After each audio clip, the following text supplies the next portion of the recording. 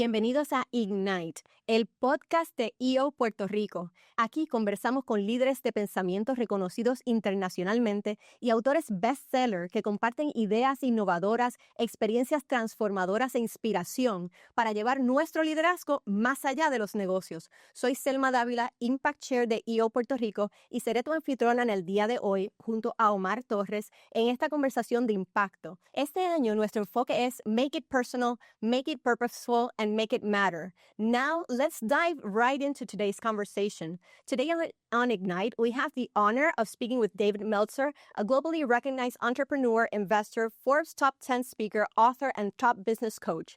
His life mission is to empower over 1 billion people to be happy. David Meltzer is the chairman of the Napoleon Hill Institute and formerly served as CEO of the renowned Lee Steinberg Sports and Entertainment Agency, which was the inspiration for the movie Jerry Maguire. Variety magazine has recognized him as their Sports Humanitarian of the Year and has been awarded the Ellis Island Medal of Honor. He also lives by a simple and powerful philosophy: make a lot of money, help a lot of people, and have a lot of fun. David, welcome to Ignite. Thank you so much for having me. I've been so excited about getting down here to Puerto Rico, meeting with EO, and hopefully helping people make a lot of money, help a lot of people, and have a lot of fun. We're so honored to have you, and Omar here has a lot of questions for you, but as I do too. I wanted to start with your mission.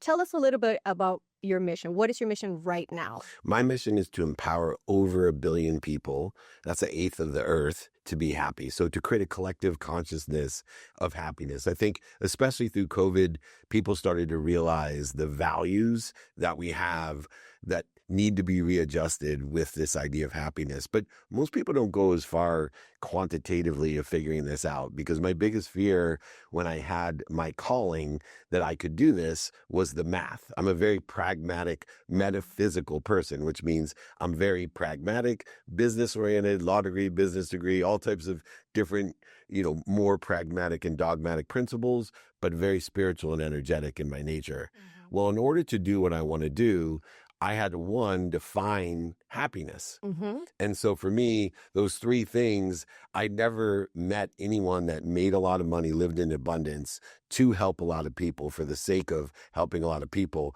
and having a lot of fun that wasn't happy.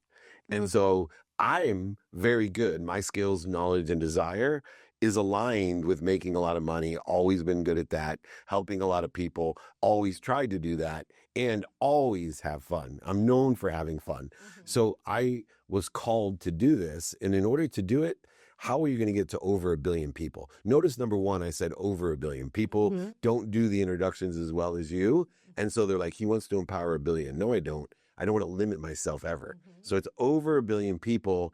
And in order to do so, really, I'm blessed to be around 1,000 people like you and people that are in EO, for example, mm-hmm. that I can empower by doing meetups, speeches, books, interviews, all the different things that I'm going to do here in Puerto Rico with you. It's aligned with my mission of empowering both you as leaders mm-hmm. to empower in your lifetime 1,000 people with the skills, knowledge, and desire to help a lot of people, make a lot of money, and have a lot of fun. I love that.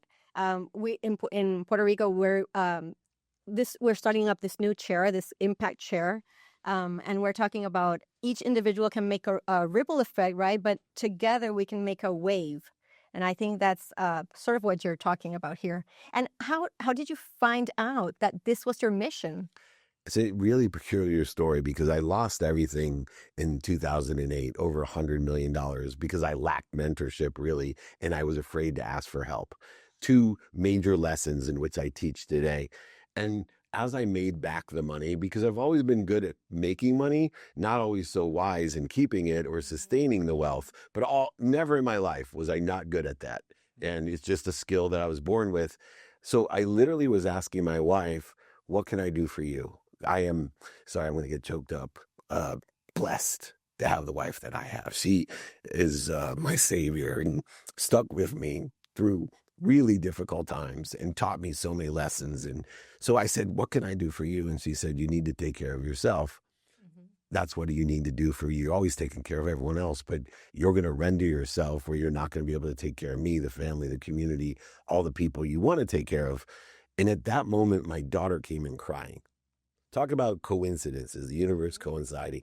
So my daughter, who you'll get to meet, who's here in Puerto Rico with me, came in crying that her friend, she was 12, committed suicide. Oh. Wow. And I was lost, and I just broke down. And I asked my wife, can I just go for a walk on the beach? We had made it back and bought my dream house on the beach. My wife and I grew up in San Diego together. And so I took my shoes off and I'm walking the beach, and I'm trying to figure out, I understand how drug addicts and first responders, PTSD work, CTE with athletes. I understand how people can be clinically depressed, and I understand how they can take their own lives. I've seen it. But a 12-year-old, Wow. that to me, one that grew up in affluence and great parents and it did not on drugs. It doesn't make this sense. is someone who's watching social media and somehow was caught in some kind of depression created by a perception. And so to me, I'm walking, crying, and I got a calling. You can solve this. You can solve this. You can create this collective consciousness that EO, this impactful thing, and started exploring, what are you good at?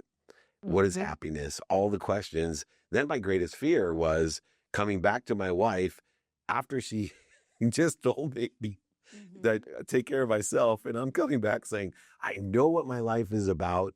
It's here to empower people to be happy. I'm going to empower over 1 billion people and change the world.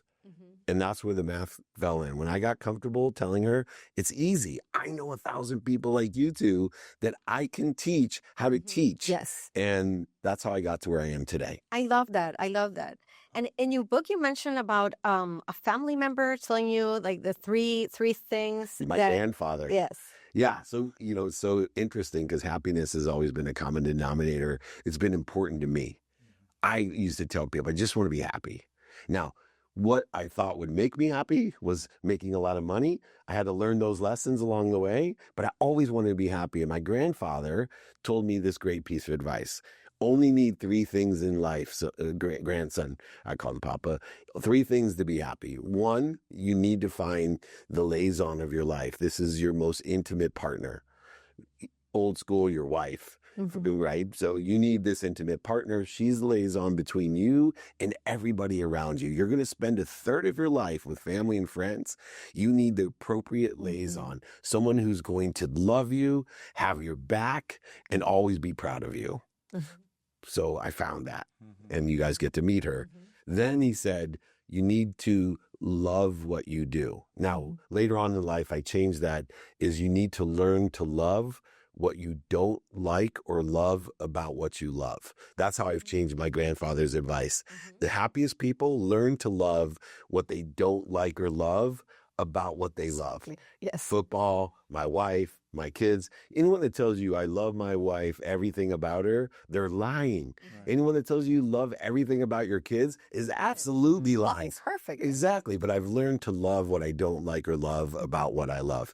And that's the activity I get paid for as well. And then the funniest one was the last one. He said, you should spend 1/3 of your, spend 1/3 of your life, obviously, working, he said. So that was that part. The last part was, you need to buy the best bed you can find. Now, ironically, this is the number 1 non-negotiable in my life, my sleep. It's the number 1 habit that most people overlook that has the most impact on your life. And so for me, it's turned into, you need to spend the most intention on your sleep to recover and access information to make your life easy, to identify the dis-easy. So right wife, right job, and right bed has evolved into a much more complex type of philosophy of the 3 things you need in order to be happy. That leads me to a question that I was thinking about asking you is, what bed do you have? Oh, glad you asked. That's so cool because I've gone through the litany. I have the best bed topper, Okay. which is 8 sleep. And they will not pay me, by the way. I've tried to be an influencer. That's how good they are. They're like, we don't need you, bro. But I still am promoting them. This 8 sleep topper is a 2-sided mechanism. It's expensive, but well worth it. It changes temperature. It lifts your head. It has hundreds of adjustments during the night. It'll lift your feet, lift your head, and change the temperature. That's good. And Any woman, by the way, Yeah. who is in menopause, I've never met one that isn't blessing me when they got it. My wife saved 30-day guarantee on the thing. She's like, I'm saving the box. Not one, throw over the box. And this is continually happening. So the best piece, bad advice is that. Now, also, I have a sleep coach. Omar, you and I spoke about the importance of mentorship and coaching, and which should be mentorship is someone that's in the position you want to be that can give you directions. Coaches bring the best out of you, and teachers can explain what the heck they're talking about. Find someone that can do all three, or find individuals to do all three, but you need all three. And so my number one coach for 18 years, I've had a sleep coach. I travel 200 cities a year, as you know. I'll be leaving 6 a.m. tomorrow and going to the next cities after that, New York and LA and back again. But the sleep coach allows me a third of my life at its highest level. Third of your life sleeping, a third with your family, and a third with the activity you get paid for. That's amazing. I didn't know that existed. The sleep coaches. That's the great. most valuable coach I have. Yeah. That's something important for me to want 8 hours sleep. I also agree with you. And you mentioned something else that interests me a lot is meditation is a big part of your life. Yeah. And how is that impacted? How did you even start on that? That's a great question. It's one of my favorite stories. I'm flying to India. I'm living in an ego-based environment. I think way too highly of myself. Let's just put it that way. And I had some lessons to learn. So I'm flying, and this beautiful lady next to me, a doctor, she looked at me and she said, "Are you okay?" Am I? Yeah, of course I'm okay. Why? She goes, "Well, you have so much light, but you're blocking it." I rolled my eyes. I was like, this is going to be a long trip to India. And I said, "Well, what do you mean?" She said, "Do you meditate?" I literally went into a 1-minute diatribe. Meditate? Why? Do you know who I am? Why would I meditate? I have the best wife in the world. I'm rich. I have the best job in the world. Have you ever seen the movie Jerry Maguire? I don't have time to meditate. And she said, "That's too bad, because I could teach you to vibrate faster." And I'm like, what? And then she explained the earth vibrates the slowest, then plants, animals, humans, then sound, then light, and then thought. And then she asked me a question that would change my life. She said, "Do you know what vibrates the fastest?" And I said, "No." She said, "The truth." The truth. And when you know the truth, life is easy. It's the cheat codes. It gives you this great identity and awareness of everything. And I said, "Wow." She said, "I could teach you through meditation to elevate your awareness, elevate your frequency, your vibration. You can only be aware of that which vibrates equal to or less than you. The higher you vibrate, the easier life is, because you're aware of everything." And so she said, "In fact, I'm doing a workshop. You should come." And I immediately said, "No, I don't have time. This would be a waste of my time." She said, "That's too bad, because I could teach you when to buy or sell." She hit me right where she knew. She was a salesman. And so when I called my wife to tell her I was staying in India to learn theta meditation and quantum healing, my wife immediately thought I was cheating on her, because there's no way. She literally said to me, "Could you come up with a better lie?" Because there's no way David Meltzer wants to learn how to meditate. And then I told her why.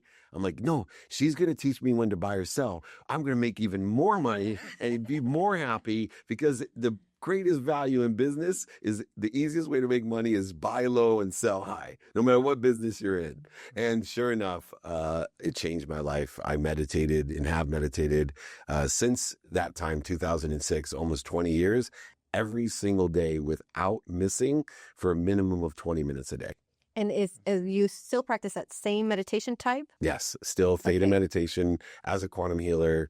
It is a practice utilizing a journey of vibration and frequency and awareness. And it's also impacted my philosophies, my studies, my research, my relationships. I'm aware of people's energy around me, and I'm very much aligned with making sure I don't spend too much time in energy that I don't want to be in.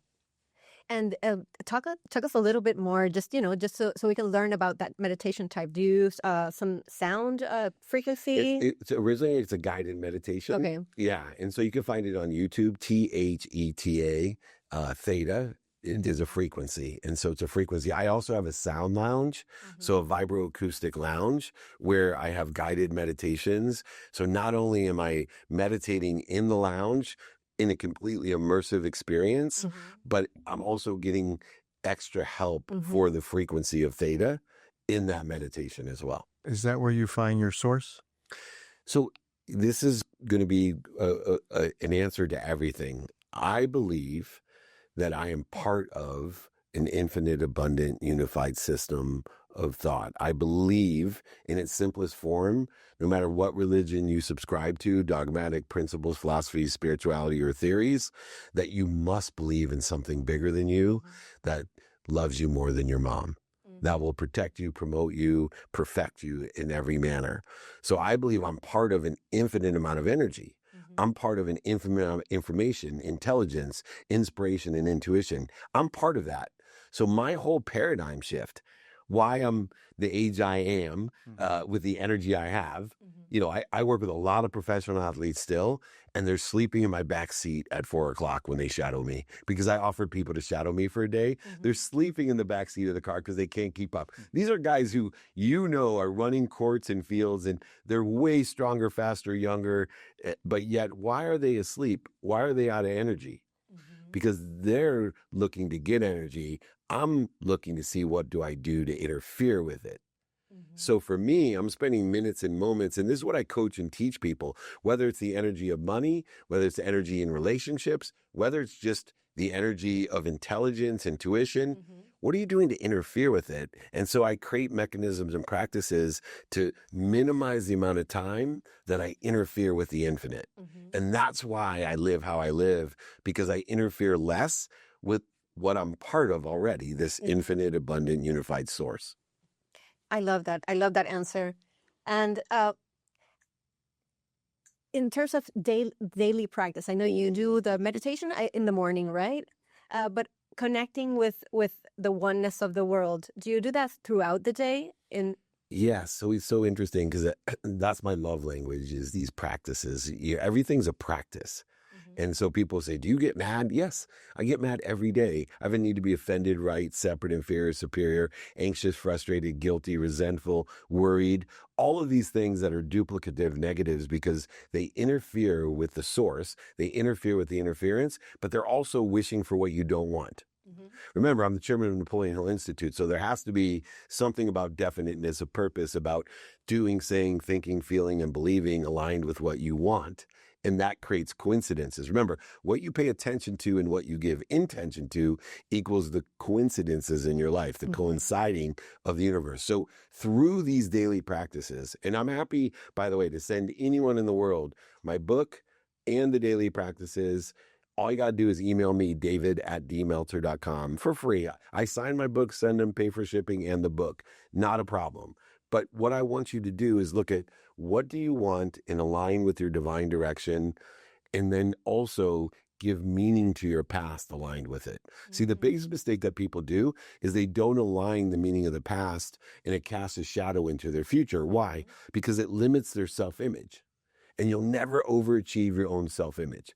So if you look at both of your businesses, which I've been involved with these types of businesses, the biggest thing that holds people back is actually the meaning of the past and their self-image. So they're limiting what they think they could or should be doing. So when we align each day, what do I want? Who can I help? Who can help me? How best to utilize 24 hours a day to do that? Because that's what you're guaranteed.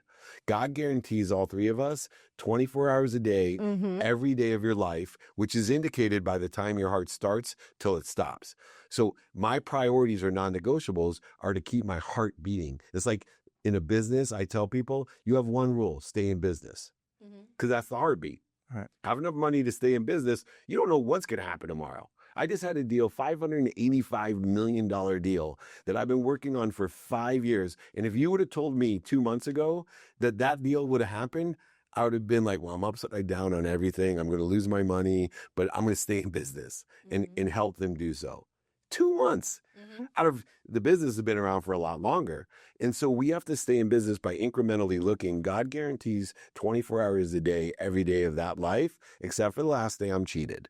So how am I utilizing that? Well, keep my heart beating, number one. What does that mean? Sleep. If you don't sleep, you die. Breathe.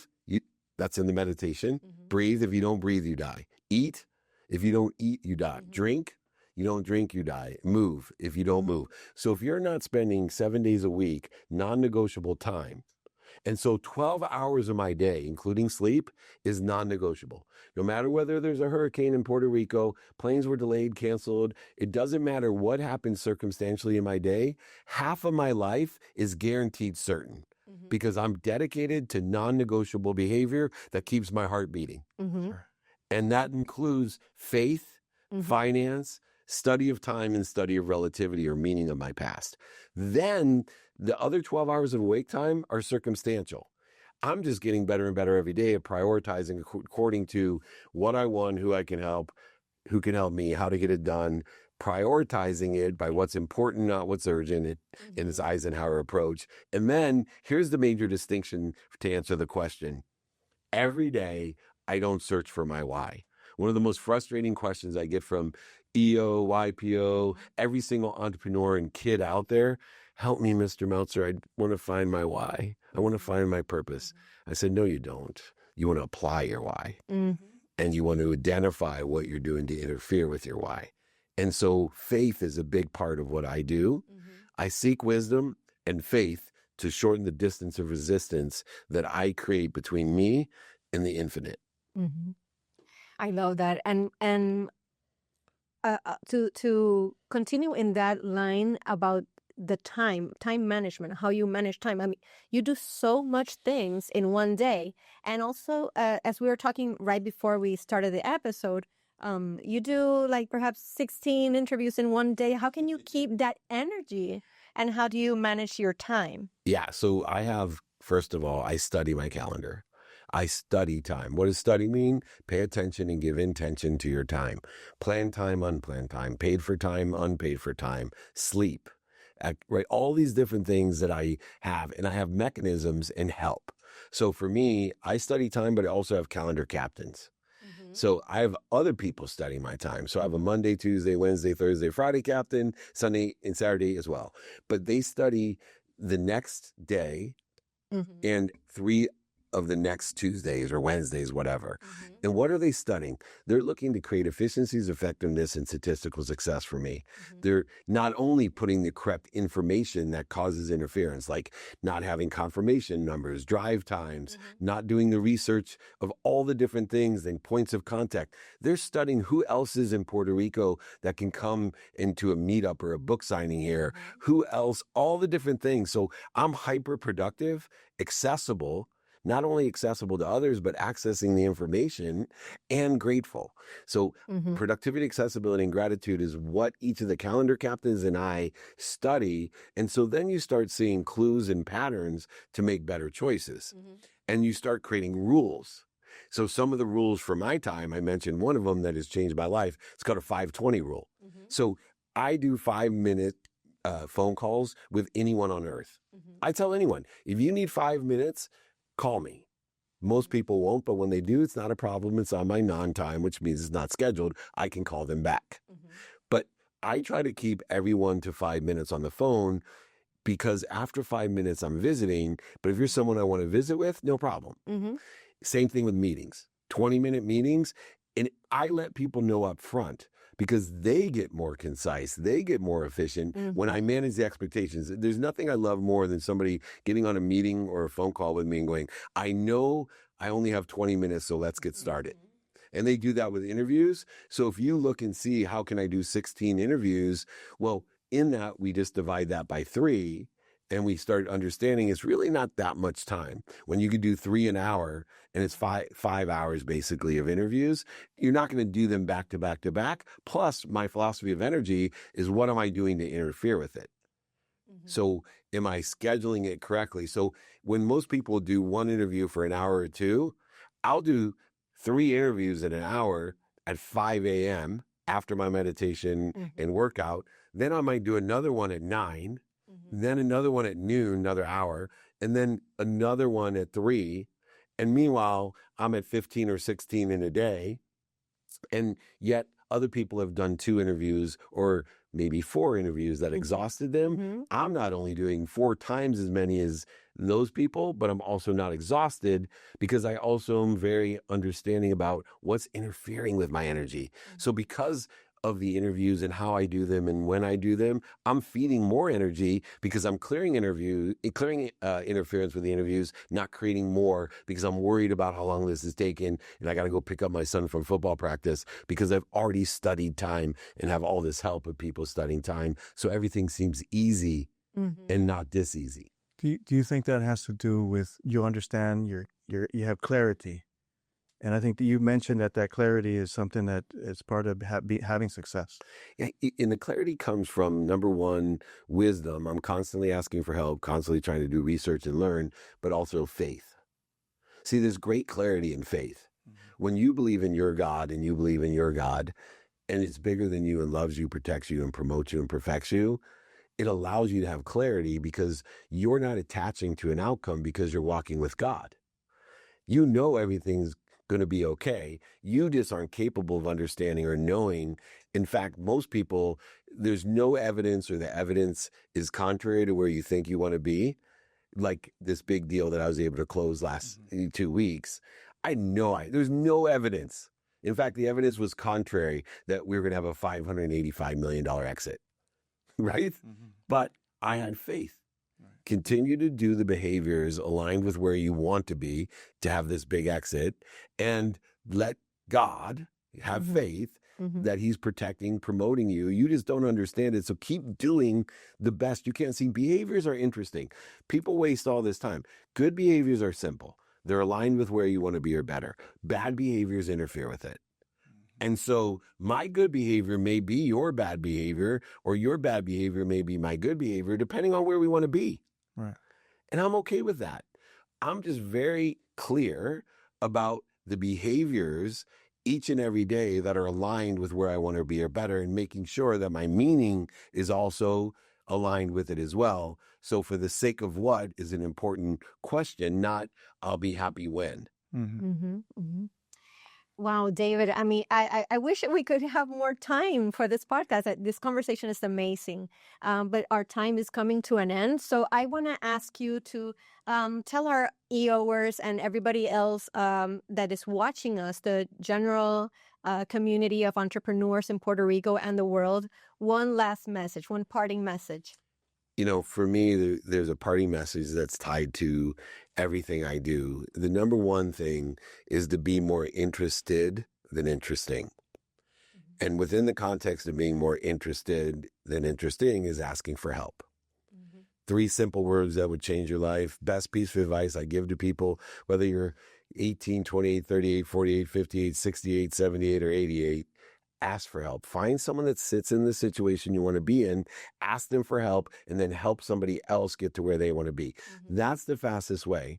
And within that composition of life, of being more interested than interesting, lies my best and favorite quote, which is, be kind.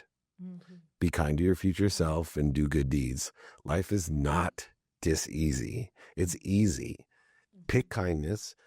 And when you have a choice, be kind to your future self and treat people that way. The more good deeds you do, these good behaviors, a good deed is aligned with where you want to be or better. Have that future insight to be kind with your deeds. And I promise you, you will make a lot of money, you will help a lot of people, and you will have a lot of fun. I love that. Wow, this has been such an inspiring conversation with David Meltzer, sharing insights and ideas that truly ignite new ways of thinking. We're so grateful for your wisdom and all your ideas. Así que a todos los que nos están viendo y escuchando, esta conversación no solo nos inspira, también nos reta a liderar con más conciencia y propósito. Ahora pasamos de las ideas globales al impacto local. En este segmento vamos a escuchar de 2 miembros de EO Puerto Rico, quienes compartirán sus experiencias sobre el programa específico de Key Executive y cómo EO transforma negocios y vidas. Bienvenidas a ambas. Gracias. Hola, buenas tardes. Compartan sus nombres, su posición, la empresa donde trabajan. Pues mi nombre es Ileana La Luz, yo soy la Chief Operating Officer de AGC Human Resources. Somos una empresa que nos dedicamos al outsourcing de recursos humanos, ¿verdad? Para compañías pequeñas y medianas. Buenos días a todos, ¿verdad? Yo soy Leida Díaz Bula, soy gerente general en Dot Communications, firma de relaciones públicas y comunicaciones integradas fundada en el 2003. Ahí estoy hace 6 años y básicamente pues manejamos las comunicaciones y todos los esfuerzos, ¿verdad? 360 de nuestros clientes de diferentes industrias. Excelente. ¿Y qué las hizo querer formar parte de este programa de Key Executive? Pues yo recibí la invitación a través de mi CEO, ¿verdad? De Liana Olmo, que es EO member. He visto las ventajas, he visto el beneficio, todos los aprendizajes y entendí que era la mejor manera de estar alineada, de entender y poner en práctica todo ese aprendizaje con todo, ¿verdad? Toda la estructura y todo el equipo. Así que, pues, si es para aprender, why not? Muy bien. En mi caso, yo creo que la curiosidad, ¿verdad? Azalia me hizo una invitación, ¿verdad? Azalia es la presidenta y, ¿verdad?, empresaria de nuestra firma. Me hizo una invitación sutil y yo creo que parte de la curiosidad es que yo vi un cambio en ella, ¿verdad? Yo vi cómo ella se fue transformando como líder, no solamente implementando, ¿verdad?, estrategias para la organización, sino ella, ¿verdad? Y esa transformación ¿verdad?, me hizo decir, oye, this is interesting, ¿verdad? Esto es interesante, vamos a probar. Como Forum Chair de EO, y sé que hablé con ustedes y traté de, especialmente para que entraran al capítulo, tú llevas poco tiempo Sí. en tu foro. Ujú. ¿Cuál ha sido la experiencia y qué ha sido la lección que hasta ahora han aprendido ustedes que podían compartir con nosotros? Pues mira, en mi caso, que ya estoy cursando el 2º año, definitivamente te sigue desarrollando tu liderazgo, que en nuestros roles es algo súper importante. No es lo mismo liderar hace 5 años que ahora. Así que estar siempre aprendiendo y estar al día en cómo influenciar, no nada más liderar, sino influenciar a un equipo es esencial. Y número 2, la parte de vulnerabilidad. Muchas veces desarrollamos una carrera bien corporate, donde hay que tener hasta cierto punto quizás una fachada, y eso es lo que uno conocía anteriormente quizás como liderazgo. Y ahora partir desde la vulnerabilidad nos permite conectar con nuestro equipo, pero definitivamente a nivel personal eso tiene sus beneficios también. Y el conectar desde un sentimiento, una emoción, porque cada cual tiene experiencias diferentes. Yo pienso que eso es el primer reto, pero el aprendizaje mayor que también me he llevado. Es como life changing. Así que en mi caso eso ha sido de las cosas más importantes, más interesantes también. Sí.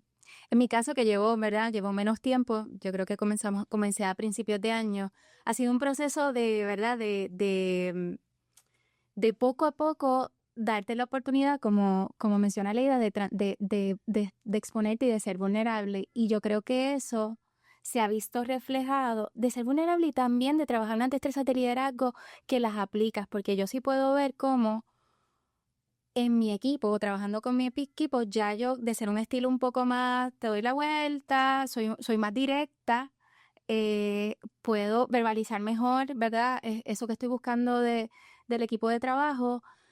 Y son herramientas que vas adquiriendo. ¿Por qué? Porque estás en un equipo donde todos están en los mismos zapatos. Es verdad que tú estás en una industria, yo estoy en otra, pero pasamos por lo mismo. Y te empoderas también de escuchar ¿verdad? De escuchar otros líderes de tu mismo, más o menos, ¿verdad? To peers. De tus peers, que nosotros les llamamos, y coincidimos en eso, que nosotras somos el jamón de sándwich. Pues, ¿verdad? Como que esas experiencias te ayudan ¿verdad?, a mantenerlo en tu organización, y yo creo que, ¿verdad?, eso ha sido parte de lo que yo he ido, ¿verdad?, aprendiendo en el camino. Entendiendo la dinámica del forum, que estás con otros peers, que quizás tú eres la jefa, key executive de tus dueños, del dueño, pero en ese setting que estás con otra gente que también son líderes en sus propios negocios. Me imagino, me pueden decir que eso cambia dinámica, porque ya tú no eres el jefe y tienes que escuchar a otros. Me gustaría saber, escuchando, como tú dijiste, si esas conversaciones que están teniendo todos los otros líderes te motiva, te da energía. Dime si eso es cierto y eso le ha traído beneficio. Sí, o sea, yo creo definitivamente, sí, o sea, por supuesto, yo creo que coincides en que lo que te pasa a ti le pasa a todo el mundo. O sea, no es distinto. vives, ¿verdad? Son otros settings, son otros ambientes, pero sigues pasando por las mismas oportunidades y te inspira. Yo creo que, y de las industrias que menos tú te lo esperas, ¿verdad? Yo he tenido los mayores aprendizajes de la industria que yo menos esperaba que, ¿verdad? Que iba a aprender y que me lo llevo y que lo implemento right away. Porque yo digo, wow, y a veces, recuerda que las experiencias que se cuentan no necesariamente son laborables. O sea, ¿verdad? Tú exploras temas personales y de otro tipo, pero las destrezas que te llevas las aplicas en cualquier área de tu vida. Sí. Así que no solamente en el ambiente de trabajo, sino en tu vida personal, en tu familiar. Y yo creo que para mí ha sido, ¿verdad? Esa ha sido de lo más que yo me he llevado. Sí, 100%. Uno aprende mucho. Uno también valora el camino que ha corrido. De momento también hay lugares, hay experiencias donde uno dice, wow, esto que me llevo está espectacular, pero cuando también uno sirve para aportar y decir, ya nosotros pasamos por ahí, también el sentimiento es espectacular. Y algo también que yo creo que es bien importante, que nuestro Key Executive, ¿verdad? Muchas veces yo no tengo un peer, no hay otro gerente general dentro de la compañía, al igual que en tu caso. Entonces son roles donde tú no siempre tienes el peer eye to eye o al mismo, ¿verdad? Nivel, por decirlo de una manera. Y aquí, que todos conectemos desde ese rol, ¿verdad? Que somos pues Key Executive en las diferentes empresas en las que estamos, pues ya tú entras con algo en común, ya hay un denominador común. Entonces, sí, un proceso, pero yo pienso que lo hace llevadero, el que tenemos ese denominador común entre todos. ¿Y qué le dirían a un CEO que está considerando integrar a su Key Executive a este programa o al Key Executive que ya fue invitado y está considerando ingresar? ¿Qué le dirían ustedes a ellos? Pues yo pienso que se den la oportunidad. Uno siempre tiene que tener mentalidad de estudiante, uno siempre tiene que estar aprendiendo y qué mejor que te pueda dar perspectiva que conocer a personas de diferentes industrias, de diferentes backgrounds en un mismo foro. Pienso que también eso va a agilizar muchos procesos y transformaciones dentro de las organizaciones cuando el Key Executive con el CEO o el empresario están alineados en cómo ven las cosas, en cómo deben liderar, en cómo deben quizás hasta llevar procesos dentro de la organización. Eso lo agiliza. Así que si de otras personas podemos aprender, esto al final del día yo creo que nos suma a todos. Definitivamente, lo mismo. Yo creo que se den la oportunidad. Una de las cosas que yo creo que añade mucho valor es que sales del rol de liderazgo tradicional porque estás compartiendo con otros empresarios. Y la visión de un empresario, muchas veces tú eres líder, pero no necesariamente tienes esa visión empresarial que contribuye al logro de resultados. Así que te vas a llevar no solamente para ti, como, ¿verdad? Como individuo, sino amplías un network grandísimo de otros y se convierten hasta en mentores tuyos. Tú puedes, ¿verdad? 100%. Consultarlo. No necesariamente tienes que estar ni en tu mismo foro, sino mira, tienes un grupo, ¿verdad? De un espacio, ¿verdad? Seguro, donde tú puedes, ¿verdad? Hacer, ¿verdad? Ser parte de. Así que la curiosidad es lo que te lleva, ¿verdad? Al próximo nivel. Así que, ¿por qué no? ¿Y ustedes aprecian que tus jefes le han puesto esta herramienta en sus manos? 100%. Yo pienso que hay que valorarlo, una inversión, pero sobre todo, ¿verdad? Más allá de la inversión, la oportunidad de sacarnos del día a día, de estas 4 horas mínimo, porque esta semana ya voy a compartir con mi foro en varias ocasiones, pero mínimo esas 4 horas al mes donde uno se sale del día a día, eso hace falta, hay que desconectar para conectar. Y es importante para llegar refresh, para evitar el burnout del día a día que quizás no te deja ser estratégico. Nuestro rol es bien importante salirnos de ese detalle y empezar a ver las cosas más estratégicas y tener la oportunidad de, pues, como de salirnos y ampliar. Para mí es súper importante sin hablar de la parte personal, que para mí también me ha ayudado un montón. Sí. Para mí, como estaba diciendo, es un regalo. Yo creo que no todos los empresarios tienen la visión de compartir esa experiencia. Y en la medida en que tú quieres compartir eso con tu equipo, significa que tú quieres dar también de eso que tú estás viviendo. Y capacitar y tener esa experiencia. Y para mí, y lo que me deja decir es que yo te valoro, tú eres importante para mí y quiero que experimentes lo mismo que yo. Claro. Así que no todos, ¿verdad? No es una, y no creo que todos, ¿verdad? Así que para mí, ¿verdad? Lo aprecio mucho y lo valoro, ¿verdad? Y que nada más lo considere y que me haya dado la oportunidad, porque ella no me dijo, en mi caso, ¿verdad?